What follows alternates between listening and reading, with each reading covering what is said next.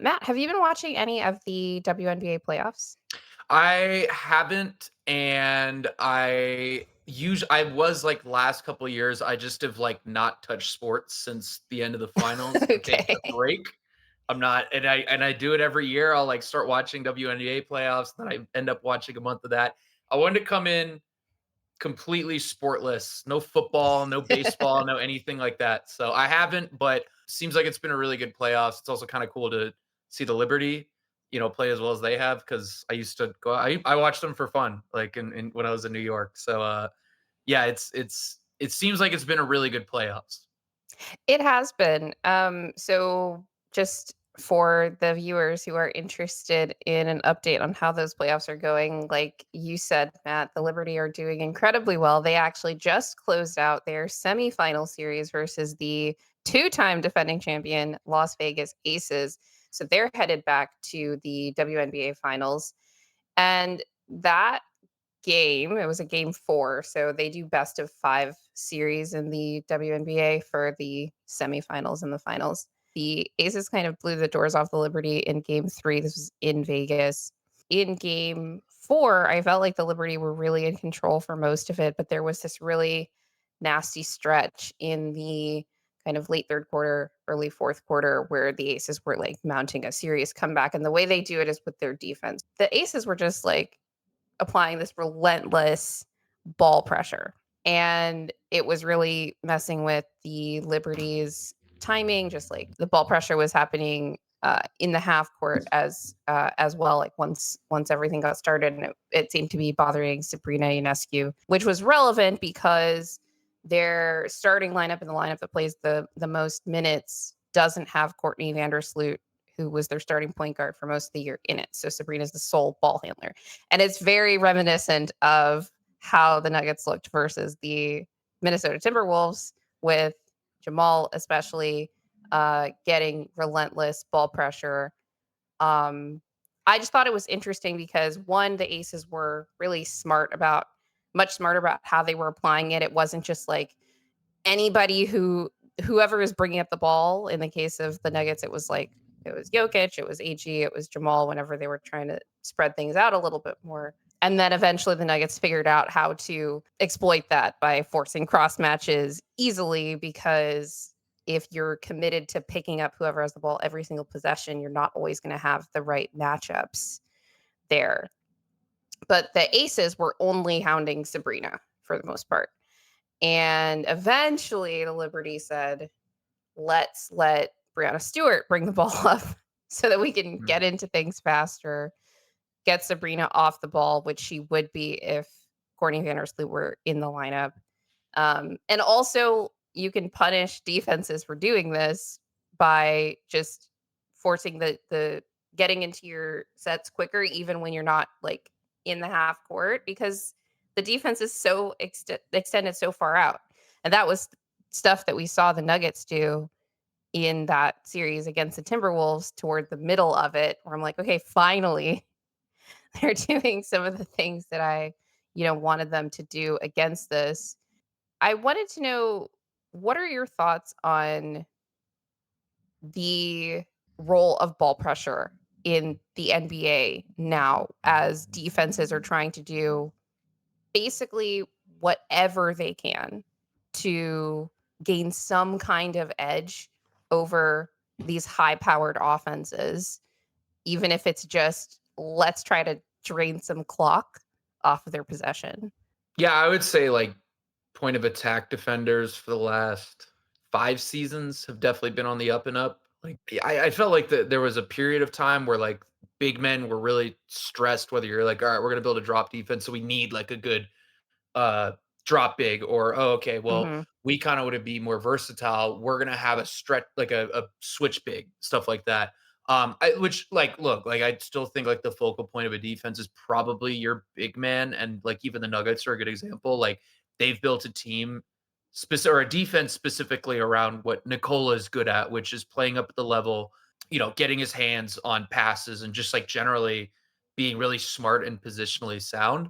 And then from there, it's just kind of filling the gaps around that. So like the defense is built around Nikola, even though like you think of Nikola Jokic, you're probably not going to think of like defense as like the first thing, but it's still like we're building the defense kind of around what he's good at. That said, I totally think ball pressure is really, really important.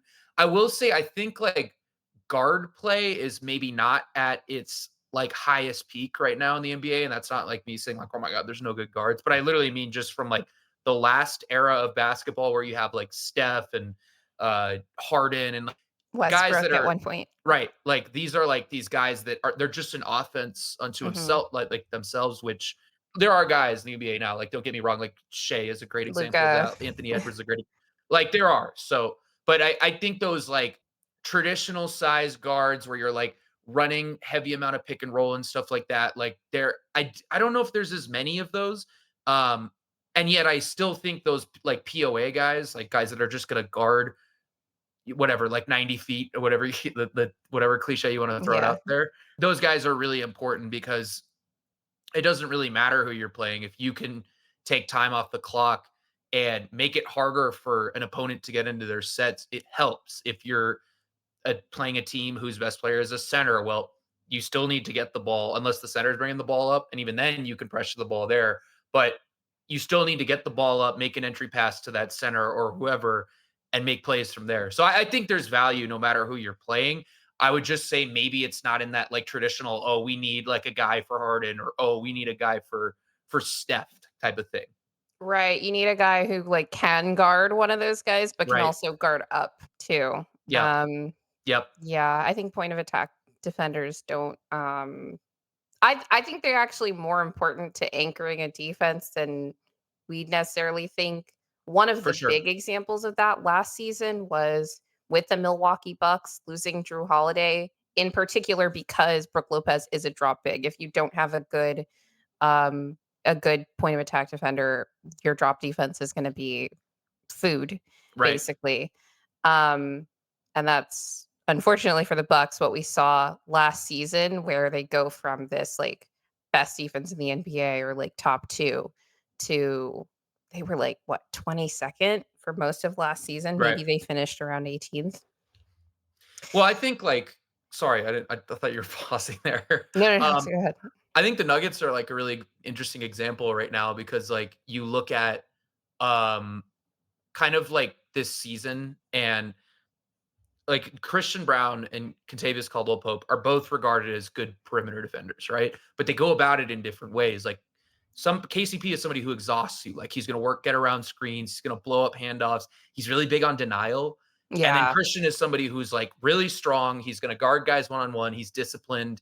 He doesn't bite on pump fakes. He can guard up a little bit more. So they're both like point of attack defenders, but they're in very different ways, right? So I think this will right. be a really good test for like, all right, which type of perimeter defender is like the best for a Nikola Jokic let off defense. Anyways, sorry, I didn't mean to interject there, but No, no, this is that was good. I just that was an interesting aside that I had while watching the yeah, WNBA playoffs yesterday. I also thought that defensively it was a really highlight series for the anchors and the roamers of mm, both those teams. I thought Brianna Stewart and Aja Wilson in particular just doing a lot of like they're like KCP, but if KCP were uh like the big anchor of a defense, just blowing up plays, making life incredibly difficult for guards on and off the ball. Like Aja is more like rim protector, but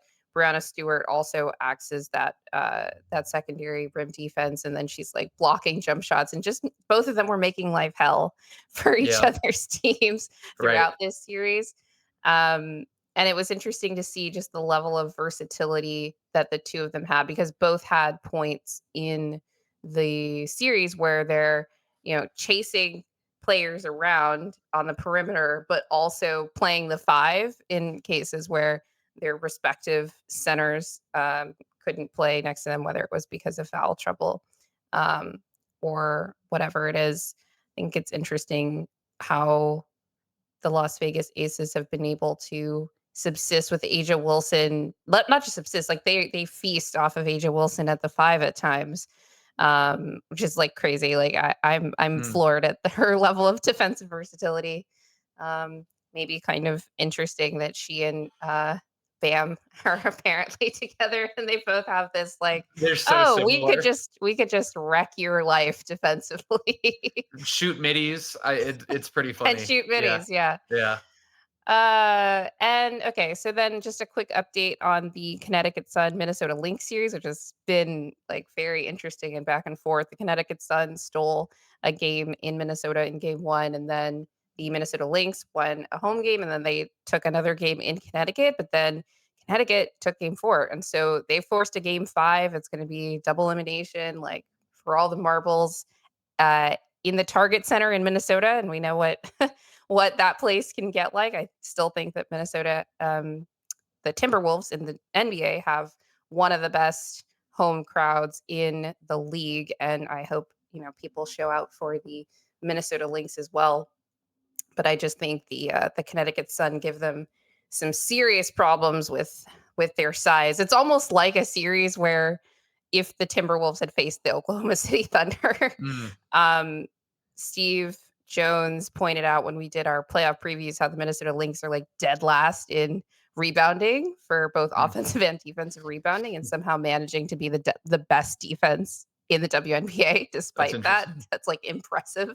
Yeah. But when you run into a team like the Connecticut Sun that has the size that they have, and when Alyssa Thomas decides to be aggressive and their offensive rebounding, like they're just kind of killing them. So it's more impressive to me, really, that the Lynx have, brought it to this point in the series. But I will be very interested to Who watch that game five. who's a better matchup for the Liberty? So that was going to be my next note. I was going to There you ask go. you. So the Liberty have had more regular season success with the Connecticut Sun. They've went 1-3, I believe, against the Minnesota Lynx in the regular season, if you count the Commissioner's Cup game where they got the blows dirt off of them by the Lynx. Um, I don't know because I do think that the Mm, Lynx offense is really tough for the Liberty to guard. But you see, like, Connecticut has found the formula for that, and also some of their shooters have gone cold. We talked about that with Lucas Kaplan. How, like, what if the shooters go cold? But what if they don't, right? Maybe they're right. able to get it back in game 5 and then force their way to the finals. I think I'd rather play the Lynx just because of the level of experience that the Sun have, but I just think that the Sun would be way easier to guard for the Liberty. They don't have the same kind of size advantages versus the Liberty that they have against the Minnesota Lynx. But what do you think? Uh, with not an expert opinion, and this is based on I talked to Lucas a little bit about it. So smart, by the way, Lucas Kaplan. Oh my goodness. That was cool that you guys linked up. Yeah, Lucas was saying that he thinks the Sun are easier, Mm. and so I'm gonna default with what he says because I think I think he's he right, but watches the Liberty. I don't want to make the mistake of underestimating a team with that level of experience Right. is That's all. fair. That's fair. But in terms of the matchup, I agree. Anyway, everybody should watch the WNBA playoffs. The finals are going to be starting on Thursday, so probably a day or so after this episode drops, and we don't know who is going to be the Liberty's opponent in that yet, but I'm excited to find out. All right, next news item is actually related to one of our nuggets, and that is just that the Aaron Gordon extension is still not done.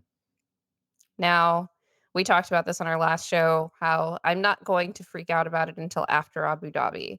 They said that, or the kind of reports were that they were going to work on getting Jamal's extension done after the Olympics, and they did, right? Even though it took like a little bit of time afterward. Do you think, Matt, that they are going to get an extension done with AG by the October 21st deadline?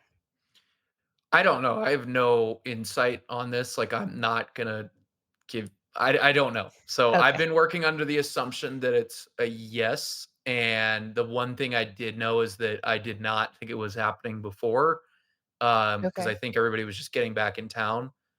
Um, and it wasn't gonna happen during because the front office is all split up. Like, half the people are traveling, half the people are not. So, yeah, I think the timeline is gonna be from when they get back, which is today or tomorrow. I don't it's so confusing because there's this giant time difference. Right. So I'm not sure when they get What back day some they point. actually get back. um, but I my assumption is that's our window for this extension is gonna be what, like today or tomorrow to the 21st. So I don't know, but I've been working under the assumption that it's a yes. But You heard it same here thing with first. Jamal. I did you? Exclusive. I'm not giving any. But I wanna give people just a sense of how much, power or sway you actually have within the organization. Not Matt, can much. you tell the people why you were not in Abu Dhabi? Oh god. It seems like they This is had a Denver controversy. reporters there, they had the dancers there, they had the announcer there. Uh, Katie Winchie, obviously with altitude, is in Abu Dhabi, in addition to obviously the players, the coaching staff, etc. So I was just wondering, like, was there just not room on the plane? Uh, in yes, like okay, the higher level thing, there's like budgets approved, and then thing like I'm on the social team, Uh-huh. so we send certain people from each team to go. There's like a certain number of spots or whatever for everybody on each, I guess, like team or department. And we sent people that captured stuff, which like makes sense because they did so much stuff off the court. Right. So we had people from like social video, like actual like captures and stuff like that going. So I have no quibbles with it. I liked the morning times too. I loved it. Like I've Oh, been to getting watch the games? I loved it. Like I wish every Oh. basketball game was at 8 a.m., which is Okay, like a well, it sicko was take. 7 AM for me. That's perfect. I wish it was at 7. It was so nice. So I loved it. I actually it would have been cool to go, but I mean, I also really enjoyed the early start time and, it's that's a long trip. That is a long It trip. is a long trip. That is a long trip. So, 17-hour flight, they said.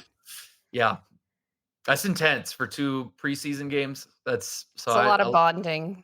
that's a lot of bonding. Yeah, definitely, a lot of respect for everybody that went because that is a long trip. But yeah, point being, we had people there just kind of on the ground that are like grabbing everything that kept people updated, and I was able to write 2 stories from here, so it worked out. Yes, Matt has no motion No motion, within motionless, within the Nuggets no organization, aura, so anything he is pontificating about with respect to AG's extension is purely speculation, people. speculation. But we like to speculate here at What's in a Game. To the audience, please, if you are not subscribed, please hit the subscribe button. We're really trying to grow the channel. Please remember to hit the like button. Also, hit the notification bell. And definitely subscribe to our clip channel at What's in a Game NBA Clips. And always remember that winning is fun and losing sucks.